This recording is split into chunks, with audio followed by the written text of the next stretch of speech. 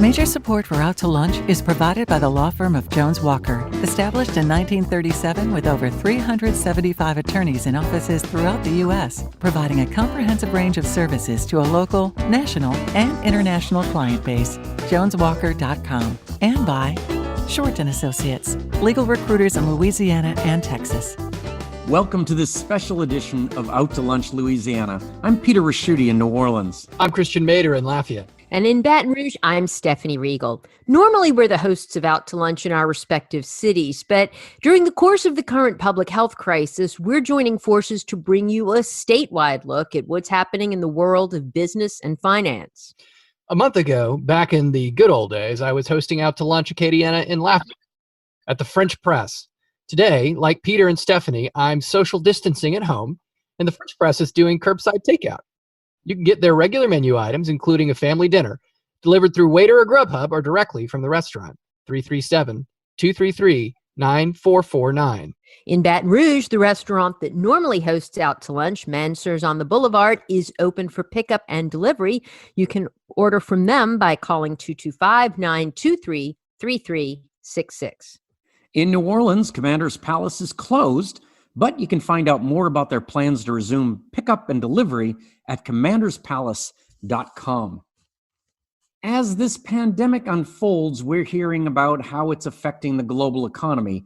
For a lot of us, the global economy might feel far removed from our daily lives, but for all three of the guests on today's show, it's an integral part of their lives. As the state's second highest ranking elected official, Lieutenant Governor Billy Nungesser is responsible for our connection to the rest of the world through the offices of the Louisiana Department of Culture, Recreation, and Tourism. In Acadiana, Reagan Burrell has an oil and gas engineering and manufacturing business called MAP Oil Tools.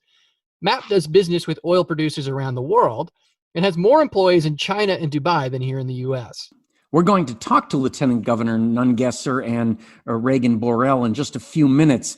But first, I'd like you to meet Ellie Schwing. Ellie has a foot in two coronavirus hotspots, New Orleans and Italy. Originally a New Orleanian, Ellie moved to Rome in 2014, and that's where she founded and has grown a successful fashion business, Bene, handbags and scarves. Now, Bene manufactures high-end leather handbags and silk scarves that are Italian in style and quality, but retain a New Orleans sensibility. As a result, both Ellie's background and her continued design collaboration with New Orleans artists. Ellie, you got out of Italy on what was one of the last flights, just as massive community spread of the coronavirus was shutting down the country, and you made it to New Orleans in time to experience this becoming a coronavirus hotspot. We'll get to how your business is doing through all of this, but let me start with you personally. How do you feel having now navigated two waves of this pandemic in two countries? I mean, I feel like it's following me.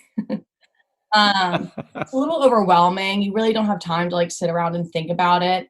Just trying to do as much as I can for everyone here, everyone there. Just trying to navigate this unknown territory, with as much compassion and sympathy I can with everybody affected. Well, it's I know you make very, very high quality items, mainly because your name is Bene, right? Which means good in Italian. Okay, that's gonna.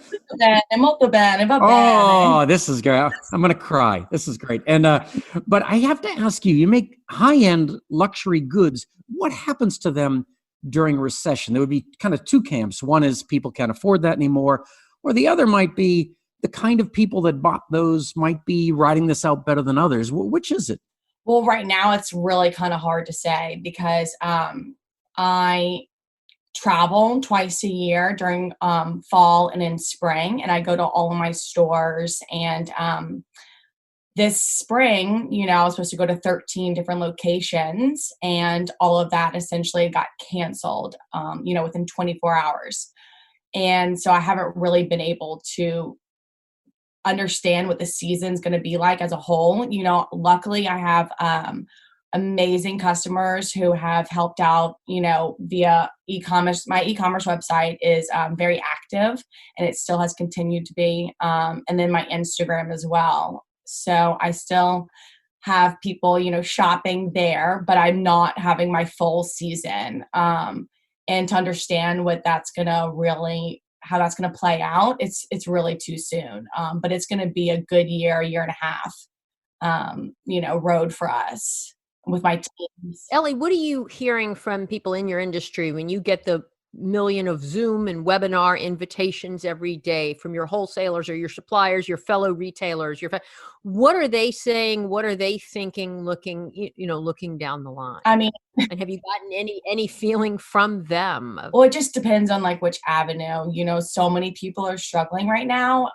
It's just again, it's uncharted territory. Like we have no idea, but the fashion industry is really, really struggling, obviously, right now. And then, for someone like me who really is involved with their studio and with their manufacturing team, they're essentially like extensions of my family. That's why I really birthed Bene, is to inspire the tradition of their luxury leather craftsmanship, because I'm so obsessed with like heritage and like New Orleans and Italy and like, joining those forces. So just, to understand what they're going through, it's so hard to communicate with them. They're not working right now. I just want them to take care of their families. I get WhatsApp messages from them. One of my head of productions barely uses the internet. So I got a really sweet Easter email from him, so it's so much easier when I'm there, because these are old men and I go into the studios. We have 6 cappuccinos. We talk about our families. It's so old school that communicating from this side is really difficult. But I have been a little bit. But all my shops are closed. They're struggling. A lot of brands really just have no idea like what the season's going to hold, because luckily for me, my inventory is kind of seasonless, because it's a very classic style. So some of these larger brands that are pumping out 200 different ready-to-wear styles, 4 times a year, they're the ones that are really, I think are going to be affected. But I'm not in that situation right now. Ellie, this is Christian. I'm curious, is the Italian government taking similar steps to what they're doing in the U.S. as far as, spending money to sort of prop up businesses? And is it something that's focused perhaps on the fashion industry, which is obviously very, very important to Italy? Not that I'm aware of, but again, I'm working full-time here trying to get gowns and masks to the hospitals. I've completely pivoted, and understanding what's going on there. I have, my apartment and my boyfriend and, my life there as well. So, I'm just trying to make sure that they're all okay. I haven't really tapped into what the government can do for me. Maybe I will later, but, I just hope that, for me, I'm not so concerned. I'm really concerned about the guys who work for me. So hopefully they'll be able to reap some of the benefits if there are any. New Orleanian Ellie Schwing is the founder and owner of Bene Handbags and Scarves in Rome, Italy. Ellie, thank you so much for joining us on Out to Lunch Louisiana. Thank you so much. I'm very happy to be here. You're listening to a special edition of Out to Lunch Louisiana with Peter Raschuti in New Orleans, Stephanie Riegel in Baton Rouge, and I'm Christian Mader in Lafayette. Normally when we invite guests to join us on Out to Lunch, we only invite them to come back on the show a second time if something has materially changed in their business. Well, it's hard to find someone whose business has not materially changed over the past month or so, and that certainly opens up our repeat guest list. But I particularly wanted to invite Reagan Burrell to come back and join us today. The last time we spoke, which was at the end of 2019, Reagan told us about her company, Map Oil Tools, which manufactures specialized drilling equipment for oil and gas production. And the fascinating aspect of Reagan's company is that her clients are oil producers from around the world, and her employees who manufacture the equipment Map designs and sells are in the United States, China, and Dubai. So, Reagan, although I'm sure every aspect of your business has been affected, I'd like to start in China. Where in China are your employees, and can you take us back to how the outbreak of COVID-19 there first impacted you? Sure. Actually, our manufacturing facility is located in Jingzhou City, which is near Wuhan. So we were really heavily affected right away by the COVID-19 outbreak. It involved shutting down our facility. It was during the spring festival, and so we had several employees that were in other cities visiting family, and they were stranded there and were not able to return home. So it was essentially an unforeseen complete shutdown of our manufacturing facility for what lasted, it lasted about 8 weeks. So there was no inventory coming in. Shipments were stalled at the port. We were able to maintain really good communication. I have to hand it to our sysadmin, Nathan Landry. He had prepared us for this when we didn't know we were going to need to be prepared for it. So our whole team has been able to stay very well connected during all of this. So that's been a relief. But we had a supply chain problem, a very serious supply chain problem, one like we'd never encountered before. What we did, of course, making sure that the team in China had the resources that they need, making sure that everyone was able to stay in. After about 4 weeks, we started to hear good things from the team there. They were spending more time with their families. They were reading more books. They were connecting with customers a little bit more. But really, they started to enjoy the birds coming back and things like that. It was the reduction in pollution. I have to say, I started to hear a lot more positivity out of that team after about 4 weeks of shutdown. It was hard for us financially to have that disruption in our supply chain. But, I'm starting to hear similar things now from people that are in quarantine. You guys, so if you're close to Wuhan, does that mean that, Wuhan is actually sort of coming back online, as I understand it? I mean, like the major lockdowns have been lifted. So is that something that your manufacturing operation there is starting to experience? And what does that sort of thaw feel like? I mean, is it something that, it's actually starting to take effect and we're starting to see business, or is it really still a crawl back to normalcy? No, not really. Once we were able to get everyone back, once the travel ban within China was lifted, the team was able to come back. We had to apply for approval to get our operations up and running again. We had to put in a lot of safety protocols that we didn't have before, of course, masks and taking temperatures and things of that nature.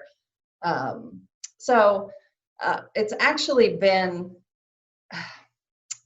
kind of well-timed, the reopening of China, because things were just starting to get locked down here. So we've been able to pick up operations in China while we're shut down here in the US. So when our China operations shut down, we worked from existing inventory here in the US or in Dubai. We sourced components locally in both places, so we could keep supplying our customers with the tools that we had committed to. We've been able to kind of weather the storm by reopening our China facility, in that we've been able to get lots of shipments out that were delayed or that were almost ready to go. So it's been a big help for us to see the China reopen, and they were able to get back online really quickly.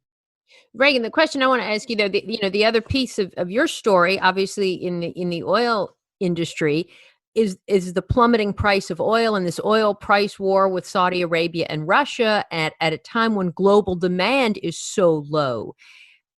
I mean, and you're in the middle of the oil patch there in Lafayette. From what I'm hearing, it's really, really bleak. Yes, it is rather bleak. I will say that in the recovery from the last downturn, which we were about 3 years into that, we spent that entire time paying off debts that were incurred during the downturn and saving for the next one.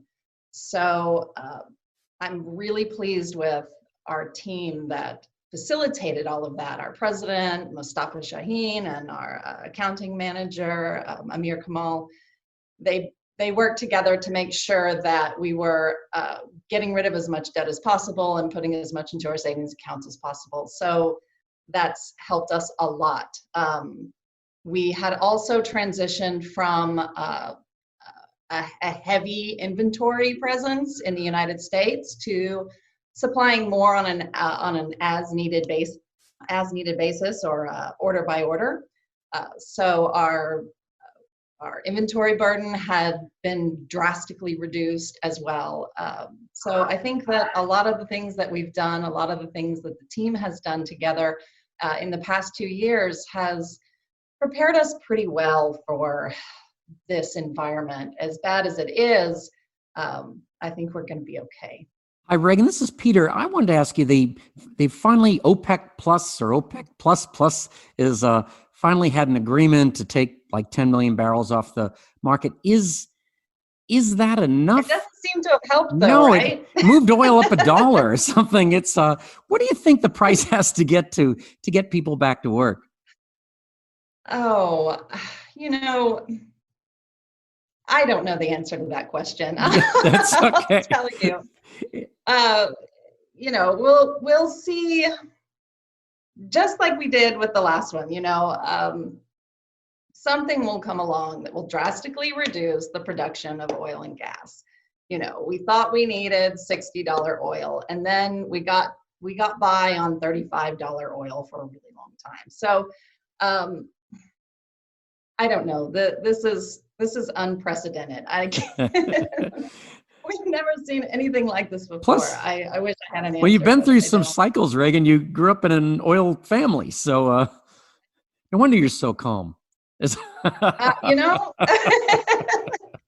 crazy. It helps to be a little crazy in this industry as well. Reagan Burrell is the CEO of MAP Oil Tools. Reagan, thank you so much for joining us on Out to Lunch Louisiana. Thank you. It was a pleasure. You're listening to a special edition of Out to Lunch Louisiana with Christian Mader in Lafayette, Peter Raschuti in New Orleans, and I'm Stephanie Riegel in Baton Rouge. Usually when people travel, they go somewhere because they're attracted by something specific, Disney World, the beach, or the Eiffel Tower. But with the exception of the French Quarter in New Orleans, there is no obvious tourist attraction in Louisiana. And yet in 2019, an estimated 51 million tourists came to our state and spent nearly $20 billion. That's billion with a B. And the reason people come here is to experience what for us is everyday life, our food, our music, our outdoors, our Southern hospitality. And so it's fitting that one of our most senior elected state representatives, no less than the lieutenant governor, is responsible for all of these elements of our life, grouped together under the title of the Louisiana Department of Culture, Recreation, and Tourism. Lieutenant Governor Billy Nungesser, I would bet that when you were president of beleaguered Plaquemine Parish in the wake of Hurricane Katrina, you probably thought you were going through the biggest economic battle of your life. Now you're in the position of leading the state in what is going to be an even more daunting recovery of unprecedented and monumental importance. Are you drawing up a plan to roll out when all of this is over and how and when we can get back to normal? Are you working with others on that at the moment? And are you concerned that we don't really know what normal will look like when we get to the other side? Absolutely. All of those things. We saw our largest increase ever in tourism, 9% from 17 to 18, when you talked about those 51.3 million visitors. So we were on a roll. And the good thing was over the last 4 years, we weren't just seeing people book a trip to New Orleans. They were booking trips to Lafayette, to Lake Charles, to North Louisiana. And we were hosting sporting events like Olympic trials for the women's volleyball in Shreveport. So we were promoting things in every corner of the state, and we saw double-digit growth in many of those areas. We had 45 new hotels under construction around the state. So things were really booming. And now to take a plan, and it's not just Louisiana. After Katrina, everybody wanted to help us come back. The southern states that were impacted. Every state is feeling the same impact we're feeling. So we're going to be up against a tremendous challenge to make sure we put our best foot forward. Have y'all put pen to paper yet to look at what kind of losses we're talking about in the tourism and visitor sector alone, with between the hotels, the restaurants, the canceled conventions, billions of dollars? Yeah, and I'll tell you we were putting some pencils on local figures to give you an idea of the impact. The U.S. travel economy has lost $60.8 billion in the last 5 weeks. Wow. $60.8 billion. More than 36 million of that, 60% of those losses, has been in the last 2 weeks. So it's going to be a tremendous plan to come back. One thing we're tracking every week, what are people thinking? And 55.2% of travelers say they will take a staycation, something that we're a little ahead of the curve because for the last 2 years, we have promoted Louisianans to see a part of Louisiana you haven't seen before and share it with your friends and family. And that has really helped us drive a lot of tourists all over Louisiana. So we'll be coming out the gate as soon as it's safe to travel again with a plan to get Louisiana to staycation. And then the majority of the people say they're not going to get on a plane, but they will take a drive, a weekend trip. So we will then market in a drive market for Louisiana first out the gate. Well, Lieutenant Governor, this is Peter. I know you're down in beautiful Plaquemines Parish, which is a great place. And it brought me up to a question I wanted to ask is, when we do come out of this, do you think the rollout should be on a town-by-town basis? I just mentioned that because would it be rural first and then cities? Is that what you're thinking? Well, I was just put on the governor's team with a lot of business leaders and healthcare leaders. Yesterday, I met with the governor, and this team is going to put a plan together. I am also president of the Lieutenant Governor Association. Once a week, I have a conference call with other lieutenant governors to discuss what their thoughts and plans are. And we haven't had our first meeting, which I'm sure will be later this week, to discuss those plans. First and foremost, we got to make sure Louisianans are protected and safe. We don't want to go back to where this tremendous spike was. It seems like we're leveling off. But I suspect it'll be some kind of rollout where it'll be maybe a half of what your restaurant seats, using the protective measures, and then if things stay on a decline, then we open up everything full blown. And I'm just throwing that out there. We haven't discussed it, but I imagine there'll be some kind of soft opening like that. It's very difficult to open up one city or one town in Louisiana and not ask people to travel to other areas. So just like a lot of the states are getting together and going to make a regional decision, we'll embrace some of our other states around us as well to make sure we're coordinating on the same message. Lieutenant Governor, this is Christian over in Lafayette. So I would suspect as we begin to feel like the curve is flattening or life could return to normal, there's going to be an immense amount of pressure on y'all to really open up the taps and allow life to go back to normal, especially for business owners, right? Who are really hurt. And I get emails about this all the time. And early on, I think there was kind of the opposite, like the sense of, well, let's not move too fast, right, to lock everything down. So, I mean, how do you feel about the level of caution we're going to have to move into this next period? I mean, people are really going to want to go back to work fast. Yeah, and we're going to have to really make sure we listen to those health experts because we don't want to have, for lack of a better word, a relapse. But we're going to have to come out the gate when it is safe. We got the legislature to remove, there's a 10% cap on in-state spending, and we got them to remove that cap because all of the convention and visit bureaus, Lafayette, Baton Rouge, Lake Charles, New Orleans, they've lost their income, that hotel motel tax. So they have no money. So we're going to have to use the state money, and I've reached out to the arts community, the musicians, any events that will be scheduled or rescheduled.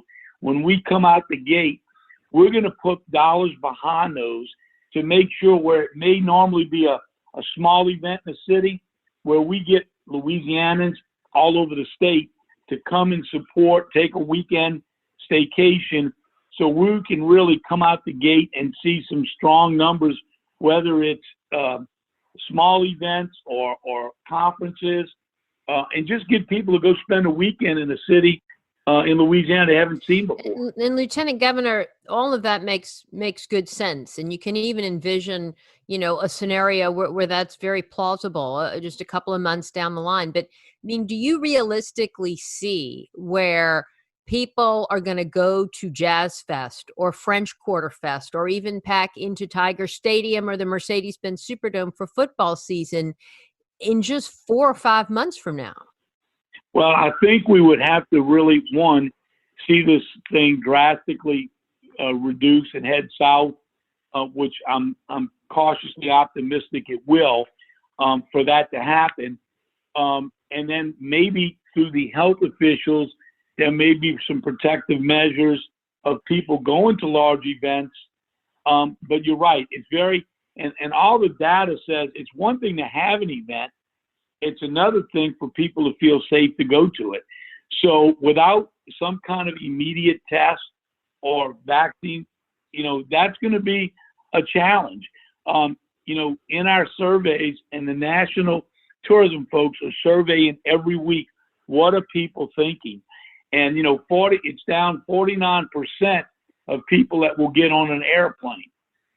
They also said they will avoid large conventions and crowds.